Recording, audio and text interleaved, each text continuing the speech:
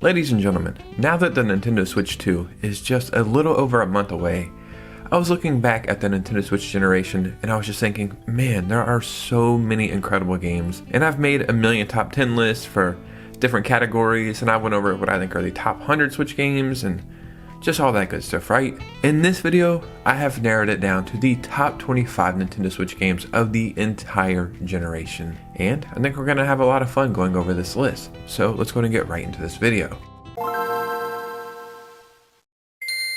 So before we actually get started, I just want to remind you guys, I'm giving away multiple Nintendo Switch 2 consoles and a bunch of Nintendo eShop gift cards. So just stay tuned to the end of the video so I can give you all the details for that. But yeah, man, the Nintendo Switch. What a legendary console. What a fun console, right? So in this video, we're going to go over the top 25 Nintendo Switch games of all time. I think I've really narrowed down this list. So before we get started, if you could hit a like and subscribe, that would truly mean the world to me. And follow your boy on Twitter and Instagram so we can keep this community growing. And let's just go ahead and get into it. So the very first game on this list might surprise you guys, but Skyward Sword HD. Not only do I think it's one of the top 25 Nintendo Switch games of all time, I think it might be like a top 3 Zelda game of all time. I know, that sounds blasphemous, but the Nintendo Switch is the best place to play this game now. Well, the only thing that I think would be better than playing it on the Switch is like playing it in the sky somehow, but who would fly on an airplane just to play this game? That sounds pretty crazy.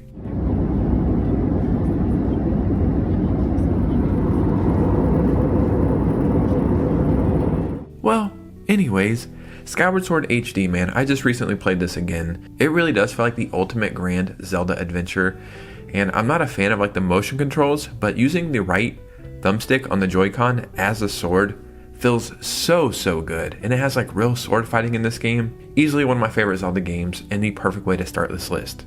Kirby and the Forgotten Land is another incredible Nintendo Switch game, and the funny thing is, until I played this game, I was not a Kirby fan at all. The only time I would ever interact with Kirby is in Smash Brothers when you can turn him into like a center block and drop on people's heads. Other than that, I seen the games, they looked fine, but I just thought, well, there's nothing there for me. And then once Kirby and the Forgotten Land came out, I finally got around to playing it, and from start to finish, it was such a treat and so charming and so fun. A lot of people compared it to like Kirby's Super Mario Odyssey adventure, basically, you know what I mean? The same kind of adventure. And I kind of think that's a fair comparison. So I am so excited for the future of Kirby games moving forward. We got quite a bit of Pokemon games on the Switch. I mean, it really depends your preference, right? Like, I enjoyed Scarlet and Violet. I think they're janky messes, but I no way, shape, or form can put them in this video.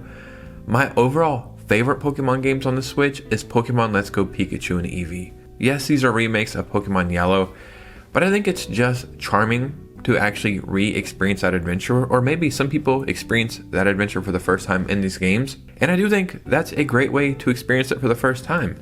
But going back and revisiting it decades later, like Pokemon Yellow was my very first Pokemon game. I got a yellow Game Boy when I was 8 years old for my birthday, and Pokemon Yellow all the way back in the year 2000. So to play it decades later and to just relive all those memories and moments, it was so perfect to me, and I think they're actually like some of the greatest Pokemon games ever created.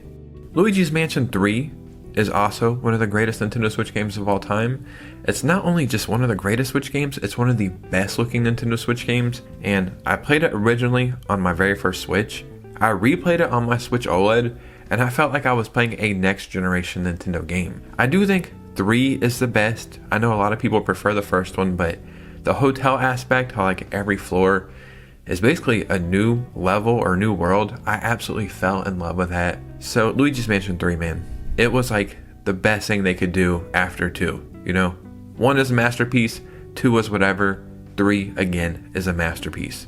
One of my favorite games I have ever experienced just in life is Astral Chain. And you know what's funny? Just seeing gameplay of this game and watching trailers, never even playing it, I knew, I was like, once I play this game, it will be one of my favorite games of all time. And, you know, you could think that, then once you play a game, maybe you're a little let down. Not only was Astral Chain an amazing game, it exceeded my expectations, and it was one of those games where I could not put down my Switch. I beat the entire game in a week, maybe even less, so hopefully we get like a Switch 2 version of this, or hopefully, fingers crossed, Platinum Games can finally turn it around and make a sequel, but I'll be honest, that's not looking too likely. How could I make this list without Super Smash Bros. Ultimate?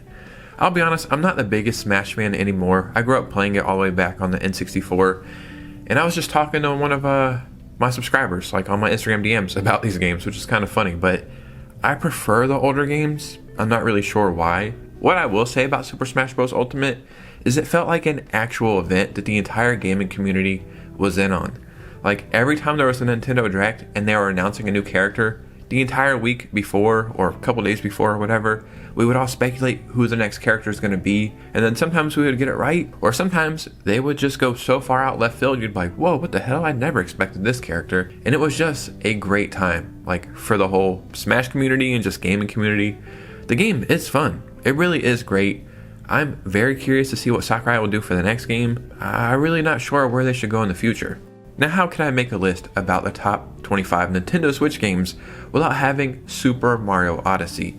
You know, I beat this game actually 3 times now, but I beat it twice and I thought it was really good, and I think it deserves to be on this list. My favorite Mario game on the Switch we'll talk about a little later, but I actually replayed it again probably like 3 or 4 months ago, and I don't know if enough time had passed or just what had happened, but replaying it for the 3rd time, I think something finally clicked.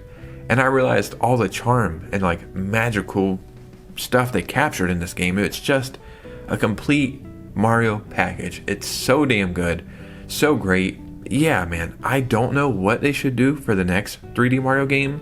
I kind of want Super Mario Odyssey 2. What I really want is Super Mario Sunshine 2, but hey, beggars can't be choosers here, right? Now, a game that's kind of new on the Switch, but easily deserves to be on this list, is Xenoblade Chronicles X Definitive Edition. How could I possibly make this list without this game? It's definitely great. It's on the Switch now, and I would really love to see the sales compared to the Wii U, because I gotta assume like the Switch copies have already sold way past what the Wii U sold of this game.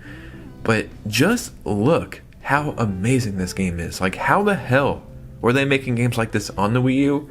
And to just give it a fresh coat of paint and just make it better in every way on the Switch, it really shows the power of the Nintendo Switch, but it actually kind of shows the power of the Wii U as well, which was pretty impressive. But if you've ever wanted to play a Xenoblade game, or you've tried and they're not for you, I still think this game is worth checking out, and it's probably going to be the one to get you into the series.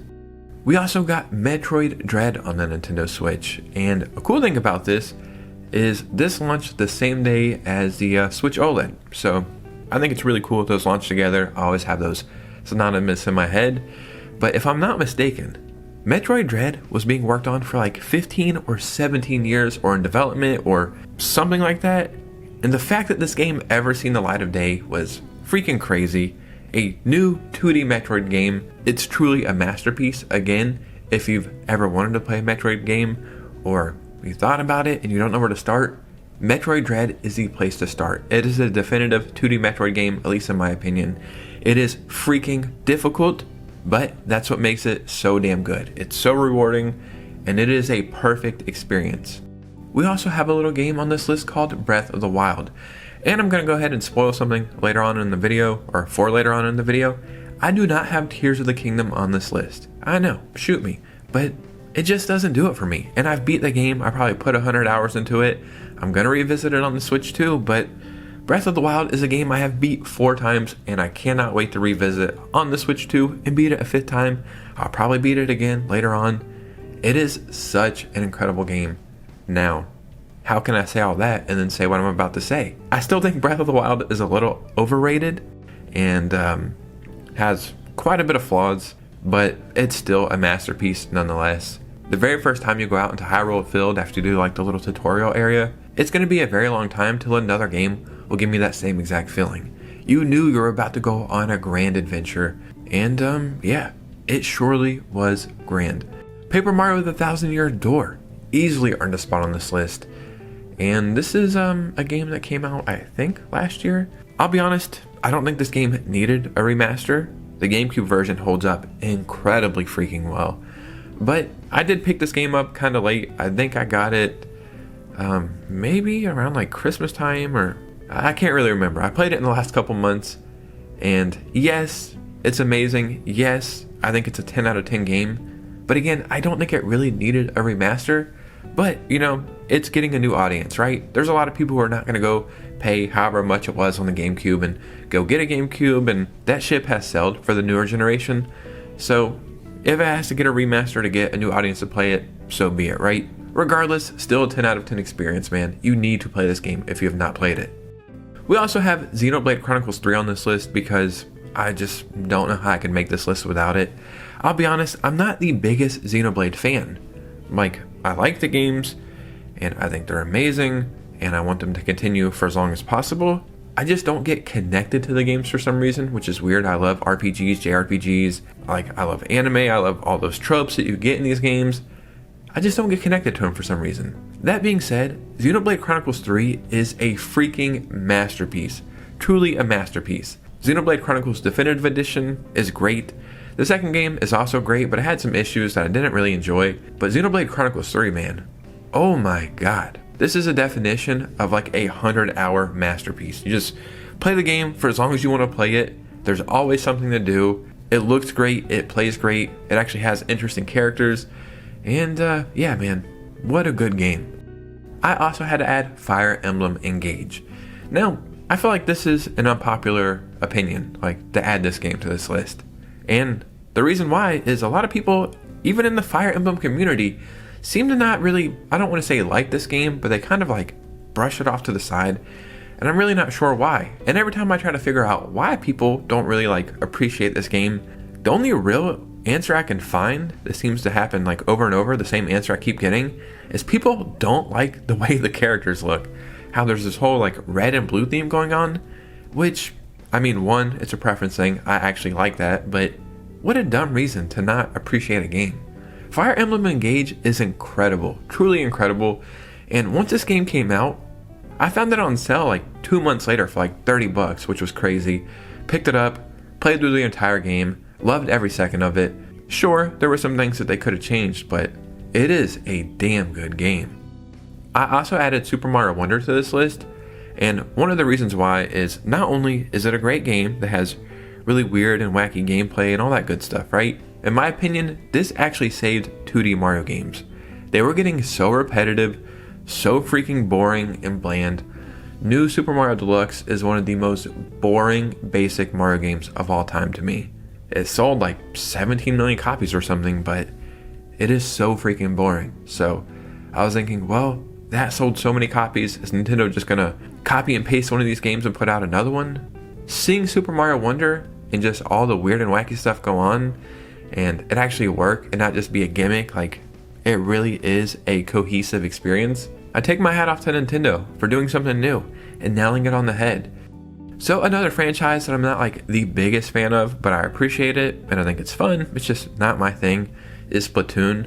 Splatoon 3, man. Like, to see where this franchise started on the Wii U and to see where it is in just a really short time period. Like, it feels like Splatoon has been out for 30 years or something, 20 years, but it started on the Wii U. And now we have Splatoon 3, which is the definitive way to play Splatoon now. And to see it have the whole esports aspect going on and the whole community and how they have all these Splatoon events happening all the time still and little crossovers, it's really awesome. Even though it's personally not my thing, I would have to be a full-blown hater to not put it on this list, so it's on this list. Now, another one of my personal favorite games of all time is the Link's Awakening remake. And I could be mistaken, but I think this game actually launched the same day as the Switch Lite. At least I think so. Now, this game does have some frame rate issues, and the first time I played through this game, I don't think I ever really noticed it, or I was just zoning it out. And then I heard people talk about it, and then I replayed it last year or the year before, and then it was a lot more noticeable. So this would really benefit from like a Switch 2 edition or just an upgrade somehow. But regardless, man, it is one of my favorite Zelda adventures I've ever went on. The whole Link's Awakening story is one of my favorite Zelda stories of all time. I've beat the Game Boy version, I've beat Link's Awakening DX, and now I've beat the remake, and it just keeps getting better and better somehow. Pikmin 4 is also on this list because, well, it's just a great freaking game, man.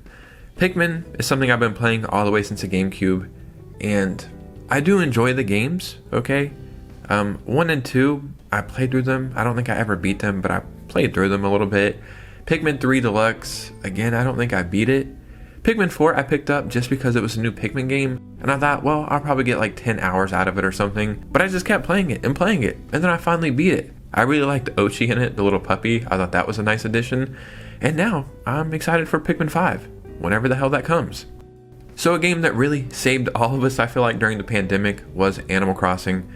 Again, it's not my favorite in the series. I don't know if it's nostalgia or anything. I really like the GameCube version of Animal Crossing, and it's going to be cool when that shows up on Nintendo Switch Online one day, but what a lifesaver Animal Crossing New Horizons was, right? Like, we're all expecting to have a good year, or maybe a good year, and then the world was like, no, you're going to have an awful year, and you're going to be stuck inside. And then Animal Crossing came out, and you felt like you weren't stuck inside.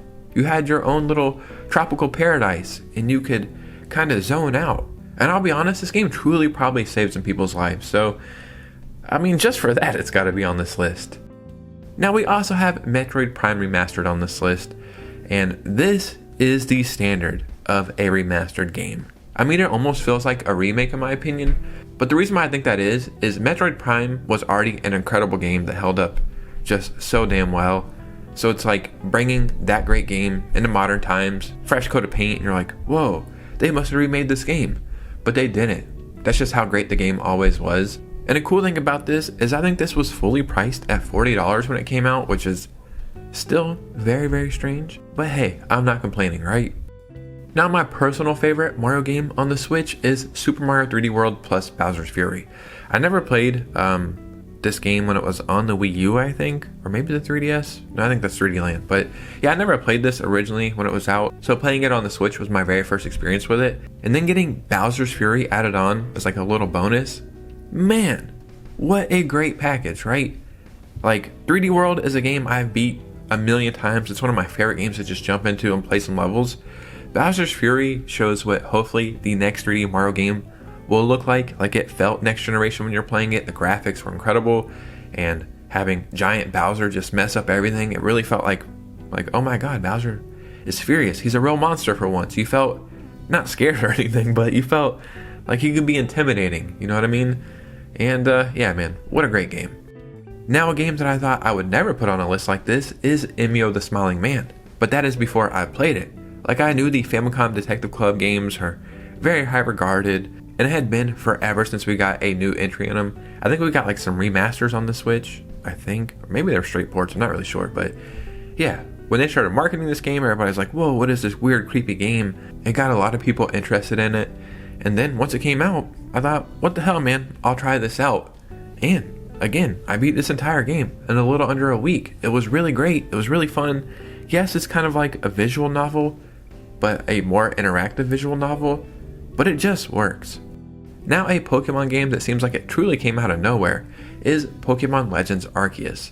And you know what's crazy? In Pokemon games, since the start for me, I'm talking about almost 3 decades now, I have played Pokemon the same way. I get like 10 Pokemon that I like, and I just stay with those 10 Pokemon. Cycle through a couple of them, but I never really catch that many Pokemon. Pokemon Legends Arceus forced you to catch like a million Pokemon, and it was really fun doing that. Like, it was different for me, and I like how it's the first Pokemon game chronologically, and I like how primitive the Pokeballs are, and it kind of teaches you like why everything is the way it is. There's still battling going on, but it just felt like a breath of fresh air. Yes, the graphics were pretty janky here and there, but yeah, it was very promising. We got a few Mario Party games on the Switch. The first one, not great. The second one was like a collection of Mario Party games, but Mario Party Jamboree, this is what Mario Party should be and could be. I think the last good Mario Party game, in my opinion, was like 7, somewhere around there. So I kind of like fell out of love with playing them. They used to be so fun. I played the newer ones and then stopped playing them after a couple hours. Mario Party Jamboree is so freaking good. And I think Nintendo knows that we really enjoy this one. That's why it's getting the whole Switch 2 edition. They probably could have just saved this game and put it out on the Switch 2 instead of putting it out on the Switch at all. And nobody would have missed it because we weren't expecting it. But it is a treat on the Switch nonetheless. Donkey Kong Tropical Freeze has to be on this list because, I mean, we need some kind of Donkey Kong, right? We did get the Donkey Kong... What the hell is a new Donkey Kong game called? Donkey Kong Country? Something like that? I really don't even know. Because I didn't even play it. I think I played the demo, if there is a demo, or I'm just making all this up. Maybe I did play it. That's how unforgettable it is. Donkey Kong Tropical Freeze, on the other hand, is a masterpiece. Probably like a top 5 or 6 2D platformer of all time.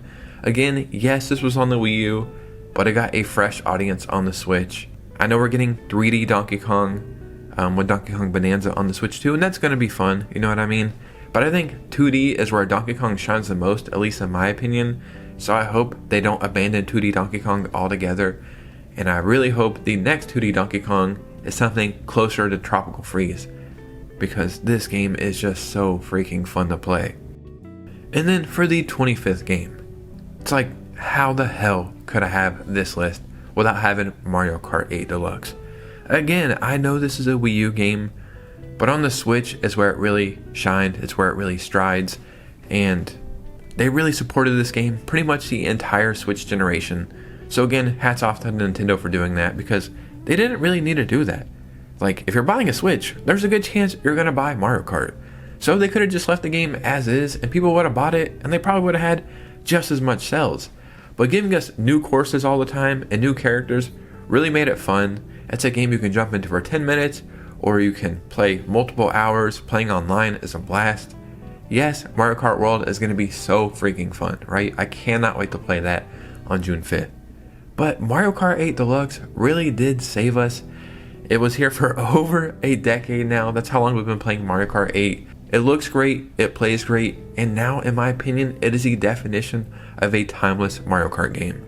Ladies and gentlemen, these are the top 25 Nintendo Switch games of the entire generation, in my opinion. I could have put Metroid Prime 4 and Pokemon Legends EA on here, maybe, so I could have waited to make this video, but those will be coming out after the Switch generation. You know, we'll be onto the Switch 2 then. So yeah, that's why I didn't wait. In the comments below, I would love to hear from you guys. Tell me what your favorite Nintendo Switch games are. And if you made it to this part of the video, I'm giving away a Nintendo Switch 2 in July, another Nintendo Switch 2 closer to the holidays, and I'm giving away Nintendo eShop gift cards every single Saturday right here on my channel for the entire year. All you have to do is like every video, comment on every video, and follow my social medias and really support this community. And regardless, I would just love for you to be part of this community anyway, because I have some really cool ideas for the Switch 2 generation.